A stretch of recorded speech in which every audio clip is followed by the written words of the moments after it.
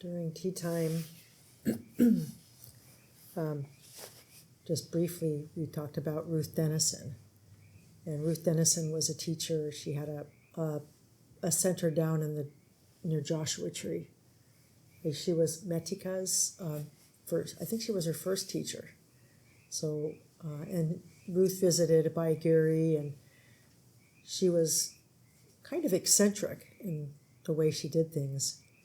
And I remember one time they actually invited her to teach at Spirit Rock, which was unusual because she wasn't a Spirit Rock teacher, and she was kind of eccentric, and so you never knew how it was going to go. But she really did know her Dhamma. We were it was just a day long. And so she was talking, and everybody was sitting and listening to her talk. And she said, then she'd go, okay, why don't we have a little meditation? And people would get all settled and comfortable, and then she'd go, no, everybody stand up. And then she did a lot of somatic, so a lot of things with movement and body awareness. And so whatever she was seeing happening, she decided that people needed to get up and move. And, you could see some people kind of rolling their eyes like, oh, I just want to sit. And then she'd go on and she'd have them do movement, which I think for some people was probably a little bit awkward and uncomfortable, and they didn't feel comfortable with it. And then after a period of time at that, then she'd go, okay, let's just sit again. And then everybody would start sitting and get comfortable. And then she would go, no, let's. And she did that a number of times. And that's, not what people were used to. And so it kind of pushed them a little bit. But what she offered was always really useful in bringing people out of that. Everybody was kind of set into this idea that they listen and then they're going to settle into my calm meditation. And I recall that very clearly because I found it kind of amusing, actually, that she could get away with it, for one thing, but also that it was such a teaching in itself to the people that were getting frustrated or getting irritated. It was a really good teaching. And sometimes we miss those opportunities when we're embedded in our own lives and our own routines. And that's, for me, like I was living in the community, and then I went away and was mostly taking care of my father. And now I'm back in the community, and it's just so rich because you can't just really just settle down into, like, as the example, into your meditation, my meditation. You're living in a community of other beings, and so constantly things are shifting. The routine is like, this is supposed to be this period, but I get called away for this, or you're interacting with different people because you're living in the same community with them. And so your comfort zones are getting tested and pushed a little bit. You're getting prodded a little bit to constantly be adjusting, to constantly being present with what's happening in the moment, and kind of letting go of your idea of what you should be doing. This is my time to do this. And it's one of the really valuable things. I remember when I was living on my own before I first moved to the monastery. And it's such a mundane thing, and it's so minuscule, but it really struck me. I had a really nice flat to myself, and I was always happy to have guests come. And I never had a problem with having guests, but I caught myself one time at the kitchen sink. I noticed that my guest had put the soap on the left side, and it was supposed to be on the right side. And as I went like this and put it there, I went, oh my gosh, I got to get myself out of here because I'm going to get so set in the way I do things and what's the right way to do them. And I'm not going to have anything to bounce, nobody to bounce it off of. I'm not going to even I'm not going to see it. I'm going to miss so many opportunities to go beyond that. And that's what community life really offers, as well as for us support in keeping our precepts, and for just for developing the skills that allow us to develop our meditation, but also to take it off the cushion as well, and bring that mindfulness into everything that we do. And of course, as you know, interacting with other human beings is one of the most challenging things often. Sometimes it's challenging sitting with your own mind, but interacting with people is where we often come up against ourselves, our opinions, our stubbornness, our, just everything. And so it's a wonderful opportunity to discover what we're stuck in, because sometimes if we're not pushed, we don't see it. We don't really understand what we're locked into that's actually slowing us down from understanding Dhamma, or from learning how to let go of things, how to see what's enriching our Dhamma, what's enriching our practice, and what things are just impediments and just opinions. And they get in the way a lot in little things. And sometimes it's the little things that are the hardest to see.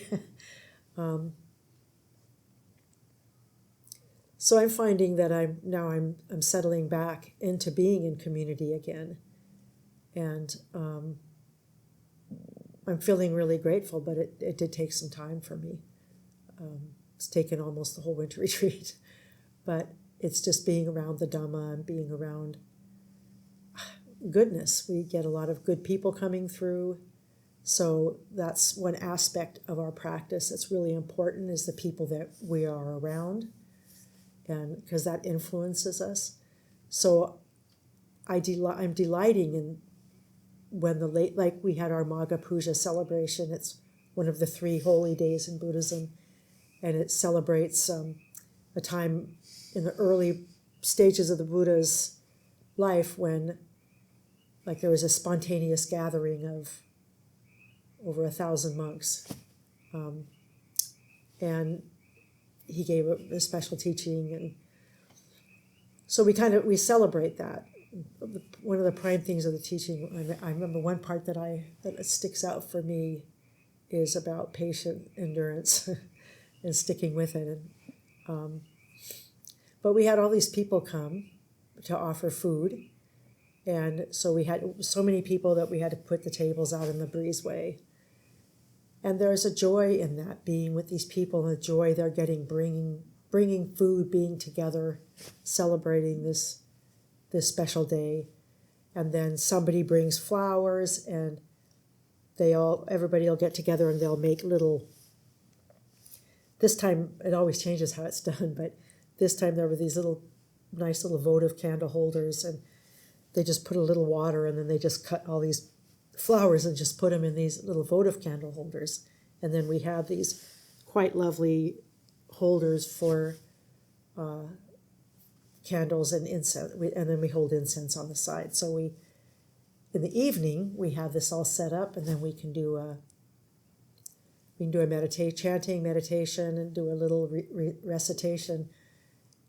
And it was really beautiful, the full moon. It was the very first day or 2 of March. I can't remember which date, but it was so beautiful. And then we do a circumambulation in the dark, and everybody's holding their candles. And so one of the beautiful things too is you're in this community. You're doing this together, and it's like a walking meditation, but you're walking as a group, and you do this circumambulation 3 times. And there's something you're not talking. It's very quiet and peaceful. It's very beautiful with the candles moving. And then everybody gets to we have a beautiful Buddha out in the courtyard, kind of, and everybody puts their candles and incense down, and then they bring the flowers and just put them in up near the shrine in the Dhamma hall. So the people that come and do the flowers for the meal often don't stay for the evening because they have to go home and do it. And they've come, where a lot of those people come from San Francisco, Santa Rosa, so it's not just in our backyard. And they have other things to do. Some people went into town and then came back for the evening, but we had a pretty full hall. And it was just that sense of community coming together. It's kind of like us coming together to just sit together quietly. There's such a support in that. And what we take from that, then we can, when we walk out of this room, we can take that with us. That support, the meditation, the bringing our mind back in a group that's aspiring to the same thing, to really hone in on their attentiveness and their recall and investigation of Dhamma. And then the meditation ends, and then we have to leave, go back to whatever we're doing, go home, go back to our cabins. But it doesn't end with walking out of the hall. The meditation ends with the bell, but then mindfulness is always what we want to bring back into it.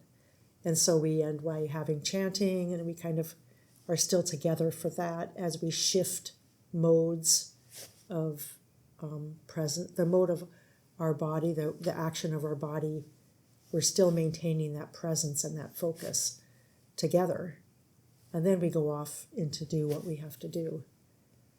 And I guess it just came up because I feel like I just feel so strongly the importance of community. And I'm feeling it so much again now that I'm back in a community. And it's as much that support that we have for each other in sustaining our development in the Dhamma and our deepening of understanding and our commitment to staying on the path when we're not with each other for whatever we have to do. But also just for those little pushes and bumps that kind of let me see that I'm attached to something, or I'm holding to something, or I have this idea of how it's going to go, and this is how it's supposed to be. And certainly we've all had that one challenged, where we think we think we can predict what the day is going to be like, and we're not thinking about it even because we have our routine. But then something happens, the power goes out, or there's an earthquake, or any number of things. We get a call that says so-and-so's sick, can you come in earlier? And we have to constantly be shifting, adjusting. And it's like, then we have to have that recall that we bring into our meditation and bring that into, how do we adjust? Can we adjust? Can we not get caught up in aversion or, the different things that kind of tighten our heart? But I think coming together to be with like-minded people and people of a similar interest is invaluable, because that's our support system, and that's what keeps us in it, because it's so easy to get distracted and pulled out by all the worldly things that are happening. And this is where we find we recollect, we come together, we kind of get back to what's fundamentally important and useful. And for some reason, that was just hitting me today. And I was here for the mealtime, and then I left and went for a walk, and then there's just something nice about coming back together, And you still have your time alone, you still have your time to reflect. But that holding up, that supporting, and also just coming up against, we don't live in a bell jar. We have, everything's happening. It's all happening in its own way, and we're, it's just, can we work with that? Can we take what we learn in here during our meditation? Can we take that with us and that sense of support that we have from our community here. And can that assist us as we leave the room and go into our lives? And then how do we sustain that? How do we keep that going? What kind of tools can we bring into it? So when we have to be when we are on our own, which we are a lot, what kind of things can we use to bring us back to recollect in a way that the community supports us? And sometimes that could be maybe the chanting that we do together. You go home, you can do that on your own, but that's a perception of what you've done with your community.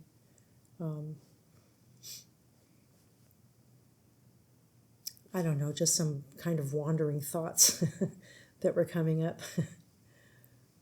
Speaking isn't my strongest skill. Yeah, just some random thoughts that I had, and I don't know if anybody has anything that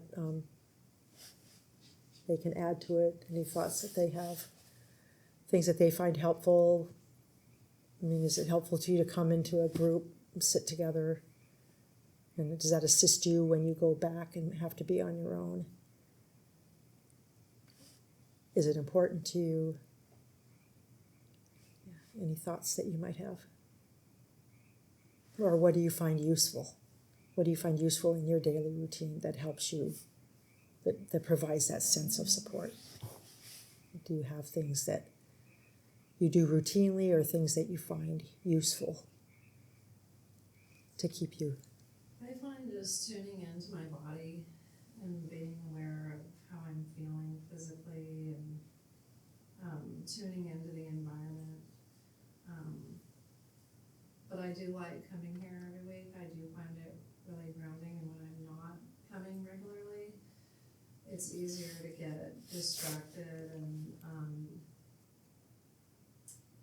I just think there's a collective consciousness going on right now that's been really intense with everything that's going on in the world, and I can kind of sense that intensity, and it's a lot harder when you're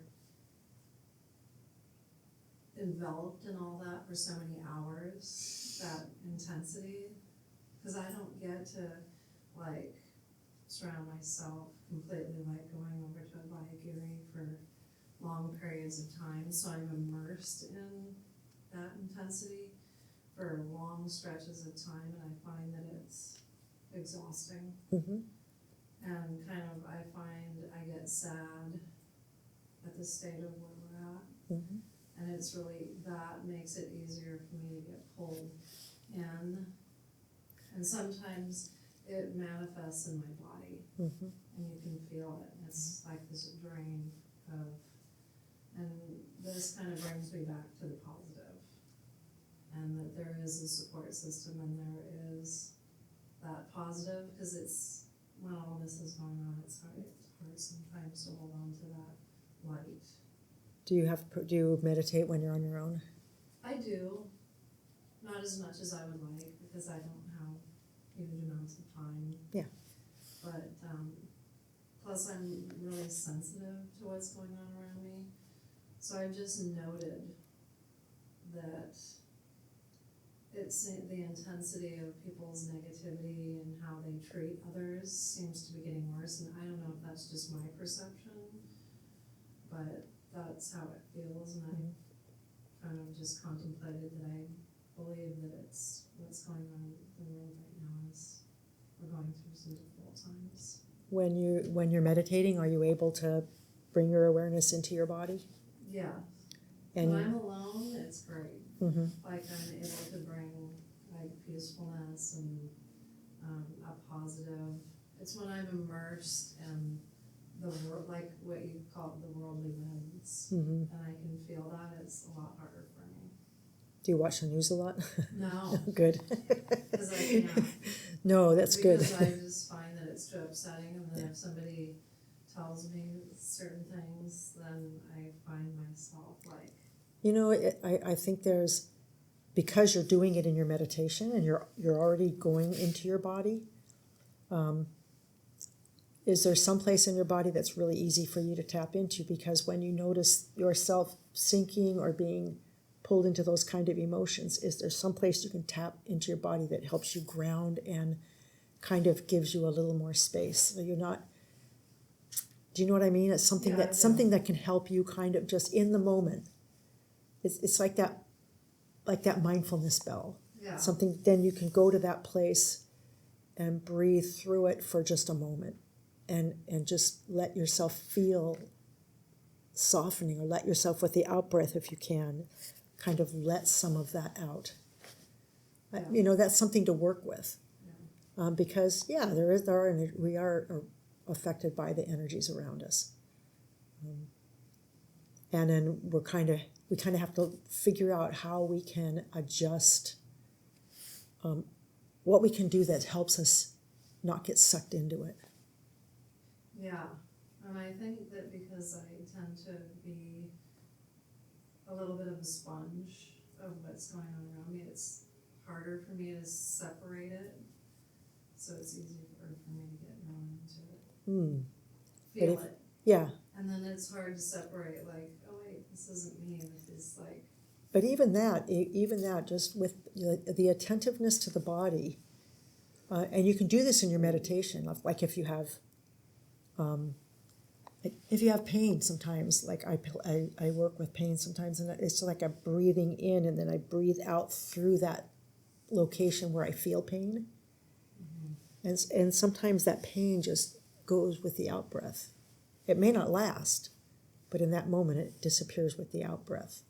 And then it's just kind of working with things in the body that allow you to, like, bring in a wholesome thought and breathe through your body. Breathe that wholesome thought, that sensation of breathing that wholesome thought, like of kindness to somebody, or think of your grandchild, something that's uplifting for you. And then let that, if you can, develop that where you can let it wash through your body. That can be helpful. So trying to shed, not hang on to the negative energies. It's a piece of work. It's a work in progress. But it's worthwhile, working with it and seeing if there's some place in your body that you can readily tap into. Then that will help you soften and kind of just relax a little bit. And you may have to do that 1,000 times in a day, but that's 1,000 times better than not doing it at all. You know what I mean? Yeah, I do. It's usually in my heart area. And that's also the area that could feel impinged upon. So it's Exactly. like, then you can just notice tightening and then notice softening if you can. Like, just kind of play around with it a little bit and see what's useful. Yeah. But really make an intention to try to pay attention to that, so that the sponge is getting wrung out. And it's not always just absorbing, that you're able to kind of, in that moment, I just soften a little bit. So I think you might find that really helpful if you can, work with it. If you're already exploring in your body, Thank you. Yeah. But I know it's not easy.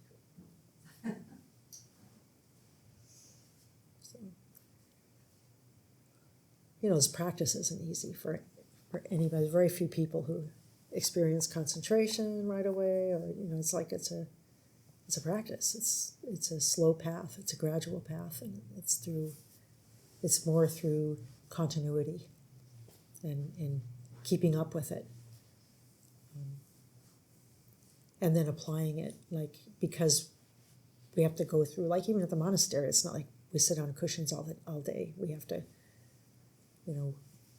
We sit, we have breakfast, we have a work period, so then we're doing things, and we have to put those down, have a meal, then there's some time so things are happening. Guests are coming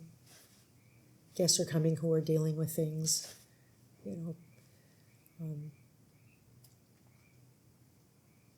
We've had a few guests lately that are dealing with life-threatening conditions, illness. So, you're kind of, in life, we're just exposed to that, to the things that are unpleasant. And so it's kind of up to us to learn how to be more like Teflon, or how to, when it does come in, to develop skillful means for kind of, at least, even if it's just a little bit, just letting some of that release. And it may come back on, but it's a work in progress. But it's worth it, because we're going to get bombarded with things always. Sometimes it's more than others. And you're right, it's not a very pleasant time. So what things can help uplift you too? Like what are some skillful things that might uplift the heart? And like I've decided that I'm really focusing in on, kindness, just kindness, regardless of who it is, what they say. Just trying to, that's not easy always either. But I don't want to be like the other stuff I see out there, which is lacking in that. And then I'm feeling really fortunate that I've had the opportunity to be around people with integrity. That's a boon. People that I feel I can trust, or I can talk to about if I'm stuck in something, that I can talk to about something, and I can trust that they'll be coming from a place of integrity and wholesomeness. So that's why this community is so useful, because sometimes we don't have that out there when we're going to work and stuff. People don't really, good people, there's good people. But, it's always picking who the people that you spend time with when you can. That's really important. Picking people who share a wholesomeness, or who aspire to similar things, or have the sila that helps you, that integrity that helps you develop in yours, and that develops that foundation, because that really helps us hold, that gives us stability when we're dealing with all these other things. If that makes sense to you. Mm-hmm. Yeah. And it's good that, I think this hall is open for people to come in. I don't know how far away your work is from your home, but if it's helpful, this hall is open during the day, I think, isn't it? People can come and just sit in here, and sometimes, like I know people who come to the monastery, and like one of the neighbors, she comes all the time, and there was one night that evening meditation was canceled, but she sat on her own in there, and she said, "Oh my gosh, it was just so wonderful. It was just so still." And places like this have an energy too, but it's a different energy. So if you can find a place like that where you can just This place does have a great energy every time I come here. I always say that, like the birds sound, everything's it's got a good vibe here for sure. Well, it's like people come here with the intention of being still, being still, yeah. It kind of holds that. So if you can find some place, if you can't come here, is there some place where it could be sitting on a bench looking at the ocean, and it's so accessible here. Just some place that helps you just decompress. And I just think it's really important how we treat other people. Because everybody's feeling it, and that act of kindness can really alter interactions.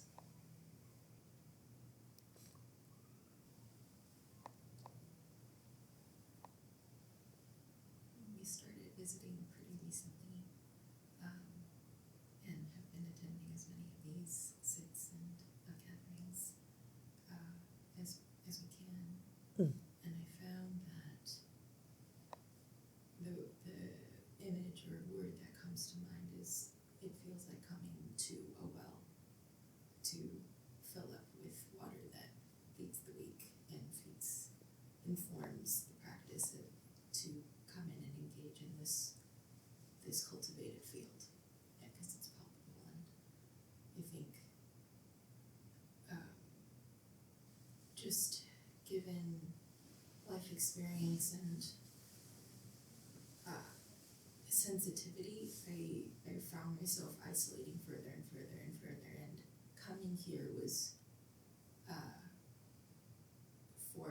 first and second time was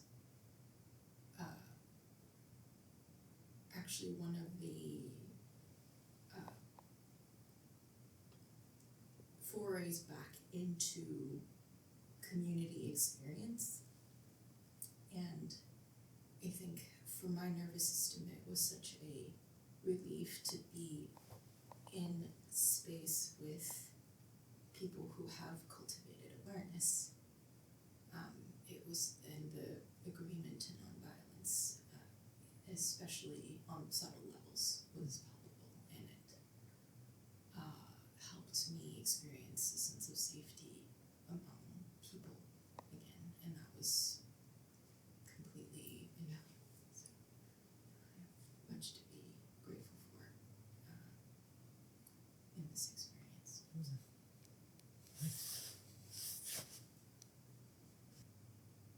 I feel the same way.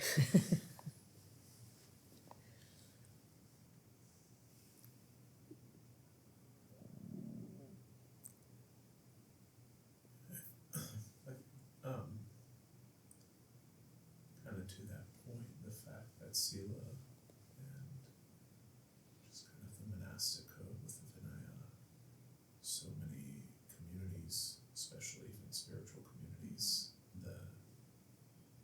because the ethics aren't actually truly taken seriously, the container,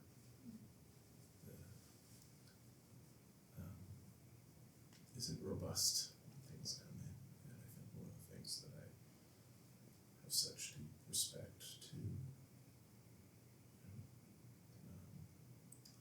the Sangha, how it's really helped, especially with monastics who follow the Vinaya very clearly, is there's a level of infallibility of the container that comes. There's no blurriness, there's no messiness that you get in a lot of other traditions, and that creates such a profound level of safety, and it holds the reflection. Like, it holds the reflection of not colluding with our own patterns in community. So it's a special thing to have that level of containment and bhavana and just Integrity. And there's a development, in the process. And so it's exploring, like taking on precepts. It's not like this, it's a training. So we're bound to slip up and do something, but then we've taken out that lens, so we're looking at things from that, and you can learn, well, that didn't make me feel very good. That something about that wasn't quite right. And so it's it's part of that gradual path, but it certainly does provide the foundation and that sense of safety and that being able to trust. Here you know, Yeah.